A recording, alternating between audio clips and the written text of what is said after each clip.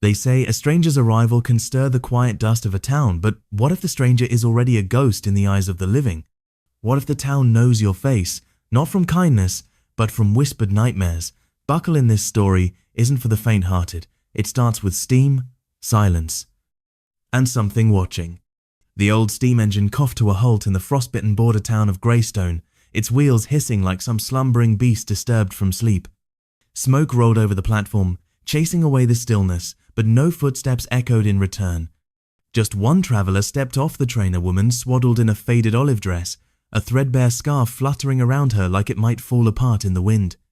She gripped a battered brown satchel with the intensity of someone holding on to the last piece of themselves. Her name was Cora Bellamy. She hadn't come expecting a hero's welcome, but the sheer absence of anything, even a wary greeting, hit like a slap. No wagons waited, no hands reached out. Just curious stares through cracked shutters and hollowed eyes peering from behind stacked barrels. Cora had followed the hope of a letterer tattered envelope, promising warmth, purpose, maybe even a bed softer than dirt. After months scraping through shadows, aching in bones, no bed soothed, and nights spent talking only to ghosts, that letter had been her lifeline. But when she slid it across the counter to the innkeeper, the man's face shifted like someone who'd smelled fire. "Didn't say your name was that Cora Bellamy," he grunted, leaning away.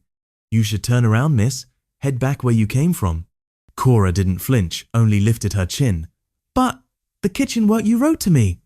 He snatched the paper from her, squinting at his own handwriting like it had betrayed him. "That was before we knew," he muttered, thrusting it back into her chest. "You're not welcome here." The door slammed like a gunshot. Behind her, whispers blossomed like weeds. It's her, the outlaw's widow. Saw the mark on her hand? She was there when they caught him. She ran with him too, some say. Cora didn't cry. That well had dried between the gallows and the winter that came after. She turned from the closed door, from the venom-coated eyes, and strode down Greystone's narrow main lane, boots splashing in slush, shoulders straight despite the town's silence curling around her like smoke. She found a crooked bench near the edge of the street and sat. Her suitcase rested beside her like a dog too loyal to leave. The sky hung low and pewter, ready to split and spill snow. Her stomach clenched in emptiness, fingers red and raw from the cold as they gripped her scarf. A pebble bounced near her boot. A kid laughed and ran. 3 women passed by on the far side of the road, casting glances and muttering prayers under their breath. But Cora didn't move. The art of stillness had become her armor. When the world claws at your name, sometimes all you can do is survive by standing still. Across the street, leaned against a support beam by the saloon, stood a man wrapped in black, broad-shouldered, silent, hands stuffed in pockets, snow collecting on his coat like ash. He didn't blink, just watched. His face was carved with old stories, none of them gentle. Cora noticed. She always noticed men like that, not the leering kind, the watchers, the ones measuring danger or waiting for it. She thought he'd be like the rest, but he wasn't. When dusk fell, she knocked at the rear door of the bakery. An elderly woman with flower-streaked arms and sorrowful eyes opened it. "If you sweep by dawn," she said softly, "you can sleep in the barn." A slice of bread was pressed into Cora's palm. It tasted like mercy. She nodded once, the kind of nod that said she'd earned every crumb. She laid her scarf on a mound of straw, curled into herself, and let exhaustion drag her under. Somewhere beyond the bakery walls, she heard wood creak, a match strike. And across the street, the man in black didn't leave. He leaned there, unmoved, until the last light inside flickered out.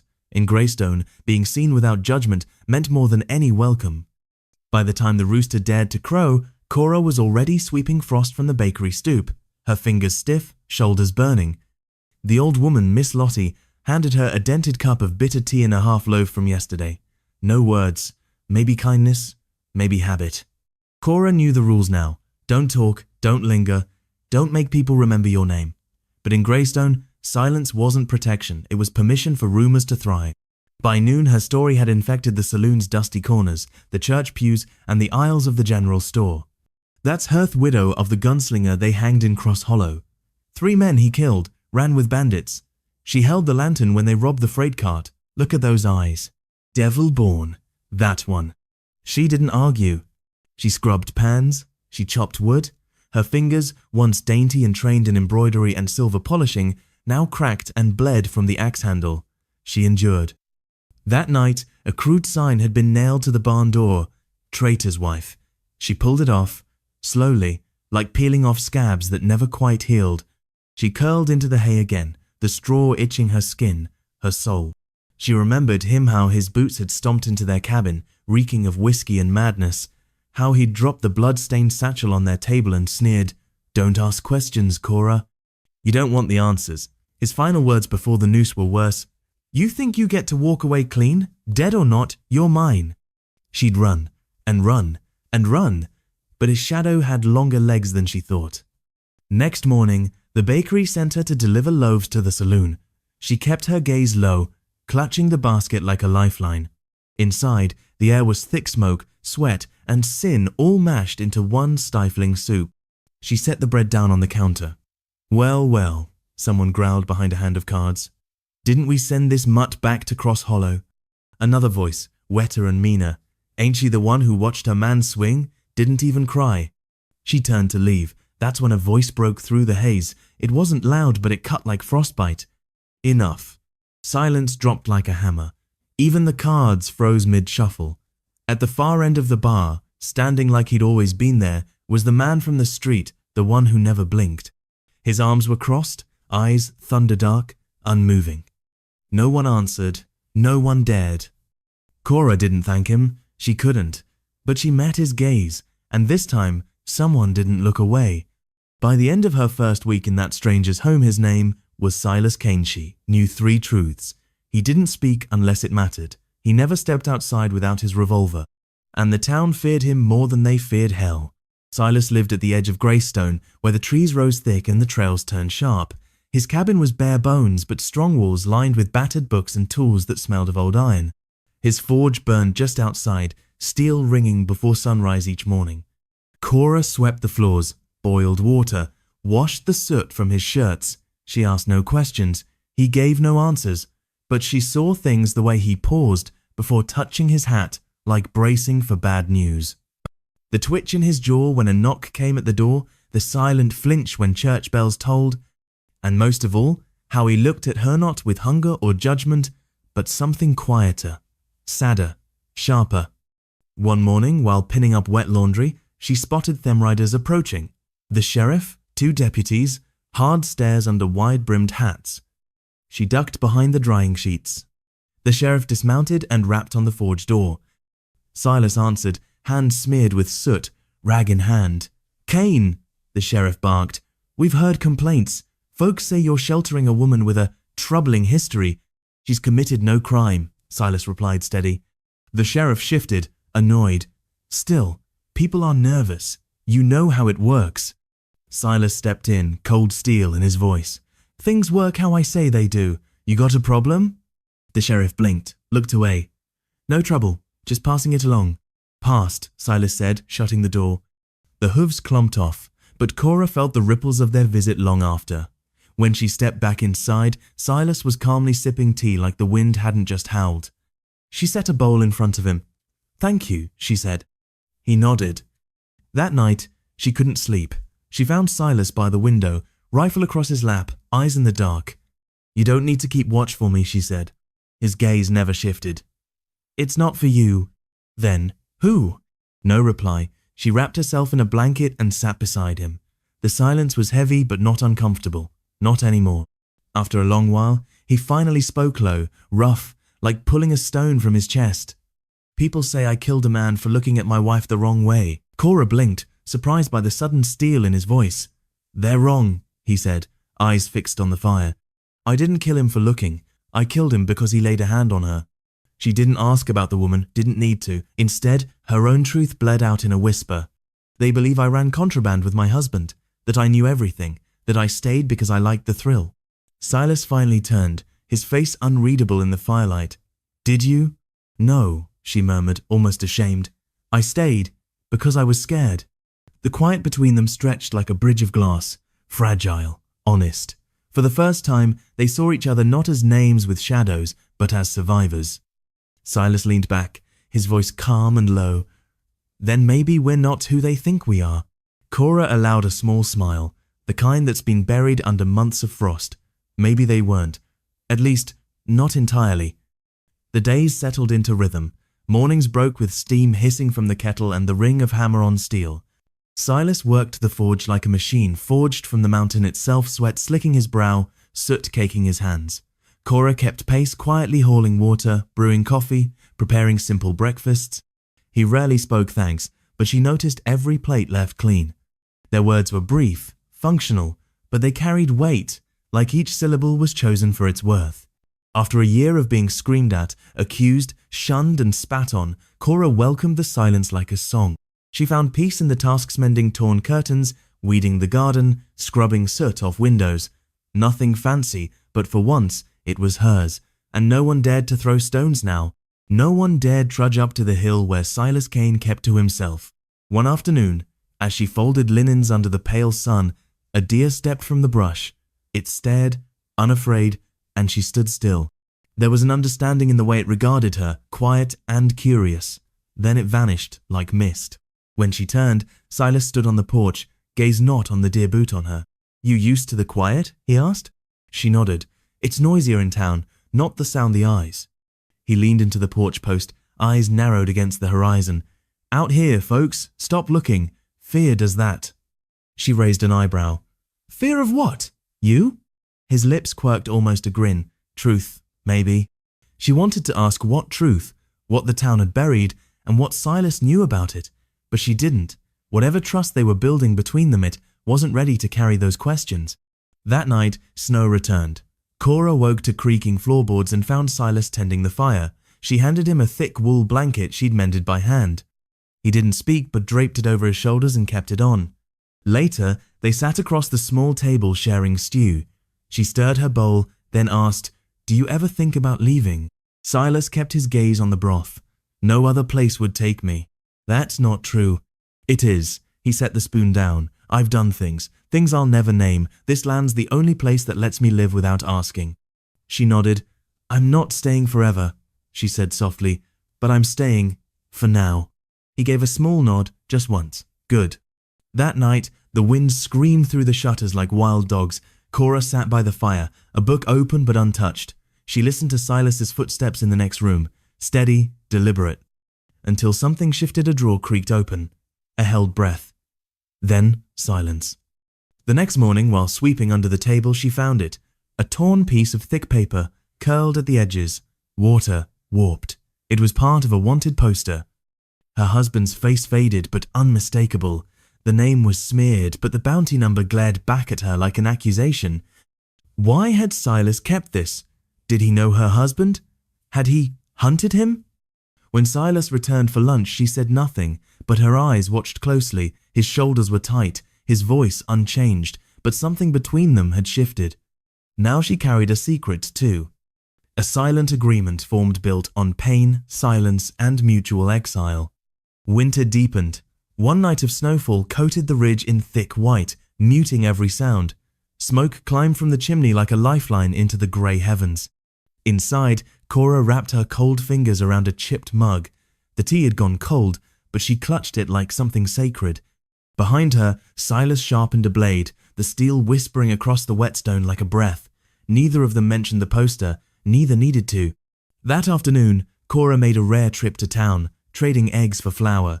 Faces turned as she walked by, but the murmurs had dulled. Now they didn't sneer, they stepped aside.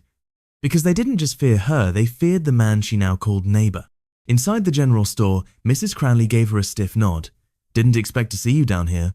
"I need flour," Cora replied flatly. "I figured Kane would send someone." The old woman sniffed. Cora met her gaze, firm and unyielding. "He didn't send me. I walk where I please." Mrs. Cranley blinked, then turned away. Cora felt something flicker in her chest, not anger, pride. She'd forgotten what standing tall felt like. That feeling didn't last. As she stepped outside, smoke coiled above the rooftops. The barn behind the bakery, the one she'd once called home, was on fire. Flames crackled along the roof beams, smoke billowed into the sky. A few men tossed water lazily. Others just stared. No one asked how it had started. No one cared. Cora froze. That barn hadn't been much hay on dirt, a breeze for a roof, but it had saved her life. Now it burned, and someone had made sure of it. That night, she told Silas. He didn't speak. He just grabbed his coat and left.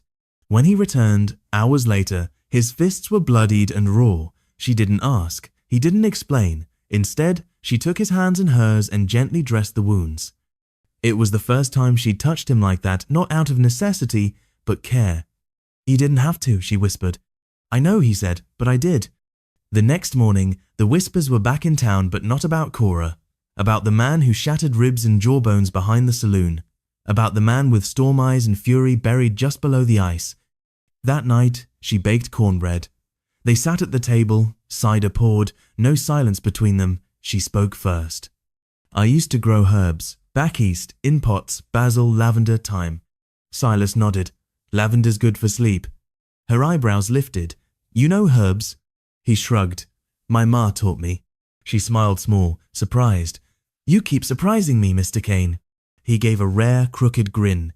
"And you do the same, Miss Bellamy."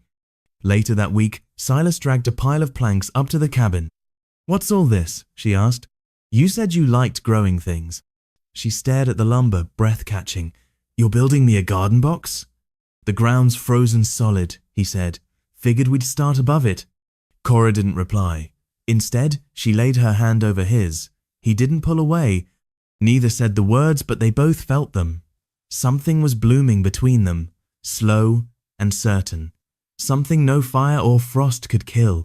Spring crept into Greystone with caution. The snow melted in uneven patches, revealing hungry soil beneath. Wind still bit, but the sun began to linger. Cora's herb garden took root beside the forge. The wooden box stood firm, and within it, green sprigs pushed up like hope reborn lavender, thyme, rosemary. It wasn't much, but it was hers. One morning, while sweeping the porch, her eyes drifted to an old saddlebag nailed to the wall. She'd seen it before, always dusty, always closed. But today, something made her pause. She reached inside to clean it. Her fingers brushed paper. A folded envelope. Yellowed. Sealed. The seal was thick and black, the kind pressed on official orders meant to stain hands with guilt. Her stomach turned as dread slithered in. Against every sane instinct, Cora broke it open. 2 pages slipped out. One was a bounty flyer clean, sharp-edged, unmistakable. Her husband's face stared back, clearer than the torn scrap she'd found before. The reward listed was enough to retire 10 lives over. But the second page burned hotter. A letter. Handwritten. Addressed to Silas Kane. Target confirmed in Dakota Territory. Last seen near Hollow's Bend. Traveling with female companion, presumed spouse. Proceed with caution. Use of lethal force authorized upon confirmation. Full bounty for live retrieval. Half for corpse. Her throat closed. Her hands trembled. Silas hadn't stumbled into her past. He had been a part of it. The cabin door creaked behind her. She turned, heart in freefall. Silas stood in the doorway, a sack of coal in one hand, his face unreadable, like stone waiting for judgment. She held up the letter. "You knew." His jaw clenched. "Yeah." "How long?" He stepped in, set the coal beside the hearth. "Since before you stepped foot in Greystone." Her fingers shook, her voice rising. "So what was this? Penance? Number?" "Then what, Silas?" He let out a breath, slow and deep. "Your husband, he destroyed lives, Cora. Ran weapons, sold names, scared women into silence. You weren't the only one who bled because of him." She looked down. "But you didn't kill him." His voice dropped. "Someone beat me to it. Found his body 2 days before I found your name in a scorched logbook." "And that's when you stopped hunting?" she asked, voice breaking. "No," he said. "That's when I started watching." "Watching me?" He nodded. "I had to know if you were part of it." She whispered, "And what did you decide?" "That you were a casualty, like the rest of us." She sat heavily on the bench, the letter limp in her lap. "You should have told me. I didn't want to become just another man who hurt you." Silence bloomed around them, thick as smoke. The wind outside tugged at the garden herbs, swaying gently despite the cold. "You came to kill him?" she asked. "I came to bring him in, alive if I could, dead if I had to. And me?" His gaze didn't flinch. "Didn't know what to do with you. Not until I watched you make coffee with shaking hands, sew my shirts without asking, cry in the barn when you thought no one could hear." Tears welled behind her eyes, but didn't fall. "I stayed," he finished, "because you were the first good thing I'd seen in years." She looked at him. Not with fear, but something heavier worn trust, shared pain. She folded the letter neatly, placed it beside the saddlebag. No more lies. No more, he echoed. Outside, the garden beside the forge trembled in the wind, green and alive, a quiet testament to two people clinging to something new. But peace never lasts. 3 days later, the trouble came. Just past noon, a plume of dust streaked the southern road. 5 riders on horseback galloped into Greystone, long coats flapping, eyes hard as granite. Leading them was a man with steel-coloured irises and silver spurs that clinked like threats, Captain Alden Cross. Cora's heart seized the moment she saw him through the window. Alden Crosher, husband's older brother, once militia, now something darker, colder, a blade in human form. He'd worn a badge once, but now wore something more dangerous, unchecked authority. By sundown, he was in the saloon. By morning, the whispers were wildfire. He's looking for the widow. Says she stole militia funds, hid rifles, lied in court. Cora tried to breathe, but her fingers wouldn't stop trembling. When Silas returned from the forge and saw her pale face, he said nothing. He simply took his rifle from the wall and loaded it. "Are we running?" she asked. "No," he said, without blinking. "We're done running." The next day, Silas walked into town alone. Cora stayed behind, pacing like a caged thing. Every board that creaked sounded like doom, every gust of wind, a warning. She didn't expect the knock. She opened the door and stared down the barrel of a pistol. 2 of Alden's men shoved inside. She fought elbows, knees, screaming, but one struck her across the cheek and the world fell sideways. They dragged her down into the town square. People followed. Greystone, ever hungry for a spectacle, had come to gawk, not to help. Alden stood at the church steps, framed by armed men like a tyrant cloaked in scripture. "This woman harbored a known fugitive," he declared. "She used aliases, lied under oath. Now she hides behind the name of a killer." Blood ran from Cora's lip as they forced her to her knees. Alden crouched beside her, his voice low, cruel. "You thought you could vanish into the arms of a ghost? That we'd forget what you were?" "I was his wife," she rasped, "not his partner." "Same difference," he said coldly and stood. Someone passed him a rope. Her heart jackhammered in her chest. The crowd didn't cheer, didn't boo, just watched. Greystone had never known justice, only silence dressed up like righteousness. And then, boots, heavy, measured, coming closer. Silas Kane walked into the square like a storm in boots, rifle slung over his back, axe at his hip, coat flaring behind him. "Let her go," he said. Quiet, deadly. Alden turned. "You gonna stop me, Kane?" Silas didn't reply, just kept walking. One of the men raised a weapon. Too slow. Silas's rifle flashed. One shot, one fall. Screams erupted. Some scattered, others froze. Silas didn't stop. He aimed again, this time at Alden. "I don't want to kill you," he said evenly. "But you will?" Alden challenged. "If I have to." A long breath passed between them. Then Alden smirked, bitter and cornered. "She's yours then, keep her, but this ain't over." Silas said nothing, just reached down, pulled Cora to her feet. They walked away together, and the crowd parted not in reverence, but fear. But Cora didn't care. For the first time, someone had chosen her, fought for her, risked everything, and she wasn't about to waste that. The cabin felt heavier that night, still but watchful.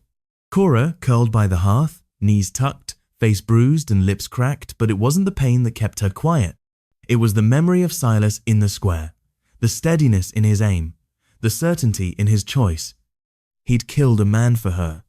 Outside, the trees whispered. Inside, Silas sharpened his blade at the table, just as he had the day they first spoke. Cora broke the silence. "Was he your first?" "Number." "Did you know him?" "Number." "Then why?" Silas stopped, laid the knife down, turned to her. "Because he hit you," he said, "and no one else was going to stop it." The words were quiet, simple, solid as stone. Cora blinked fast. Her tears had dried long ago. But this wasn't sorrow. This was something else. "You could have let them take me." "I could have," he admitted. "Didn't want to." She stood, walked slowly across the room. Her fingers brushed the edge of the table. "What now?" she asked. "They'll be back," he said. "Alden or worse." He won't forget. So we run? I don't run. She held his gaze. Then I won't either. He stood, took a step closer. Her breath caught as his warm, rough hands reached up. His hand rose gently, brushing the bruise on her cheek like it was wholly a wound, not to be pitied, but understood. I'm no good at this, he said, voice gravel, soft. At what? She asked. Letting people stay. Cora's voice quivered. I'm not good at staying. Folks always find reasons to throw me out. Not me, Silas replied without hesitation. I already saw the worst in you. She laughed a quiet, startled sound. That's oddly reassuring. It should be, he said, because I stayed. He leaned down, pressing his forehead to hers. Two souls, shaped by ash and agony, standing not as perfect beings but as survivors. When his lips met hers, it wasn't sweet or dreamy, it was ironclad. A vow made of scars and fire, the kind that doesn't shimmer under moonlight but endures like stone through storm. Later, when the hearth had burned down to quiet embers and the wind had finally rested, they sat together on the floor, her head on his shoulder, their backs to the wall. She traced the scar on his arm. This one? She whispered. Bandit, dull blade, worse aim. She nodded. You've got a lot of scars. So do you, he murmured. Yours just hide better. I know, she said, but I see yours anyway. Outside, the world remained hard, the law cold, the town silent, but in that cabin beside this, Cora had found something unexpected. Not just shelter, not just safety. She had found a home. Not four walls. A person. A reason. And whatever tomorrow held, whether Alden returned with fire or vengeance tonight, she was chosen. She was loved. And no one, not kin, not preacher, not sheriff, would steal that again. The morning came quiet, wrapped in fog and damp soil. The snow had peeled back from the hills, leaving puddles that mirrored the pale sky. Greystone looked peaceful, but Cora had learned, stillness doesn't mean safety. Inside, Silas packed with calm efficiency. No rush, no panic, just intent. She stood in the doorway, arms crossed. We're leaving, she said. He nodded. He'll come again. Or someone meaner. And this place doesn't deserve to be our grave. She looked around the humble walls, the lavender tin on the shelf, the chair where he sometimes napped, boots still on. Funny, she said, her voice tender, how fast something becomes yours. His gaze softened. We'll build another. Promise? I don't make promises, he said, then added, but I always keep the ones I don't say. They left just past noon, cutting through pine-covered paths Silas knew from his bounty hunting years. The trail was narrow, soaked from snowmelt, but it led away from judgment, towards something new. By sunset, they reached a clearing hidden deep in the hills. A second cabin stood there smaller, tucked between trees, forgotten by time. Built it years ago, Silas said, tossing his saddlebag down, in case the world ever got too loud. It smelled of dust and cedar, but the roof didn't leak, the lock clicked into place, the stove roared with life. That night, they shared a blanket on the floor, backs pressed to the wall, and watched the flames cast shadows across wood and skin. Thanks for bringing me, she whispered. You didn't really give me a choice, he murmured, arms pulling her in. Good. Wolves howled in the valley. Far below, the lights of Greystone flickered, small and fading. Do you miss it? Cora asked. The forge? He paused. Maybe. But it was never the work. Then what? He turned to her, earnest and unflinching. Waking up with you in the next room. Her breath caught. Her heart fluttered. Say it again. I'm not a man who repeats himself, he muttered.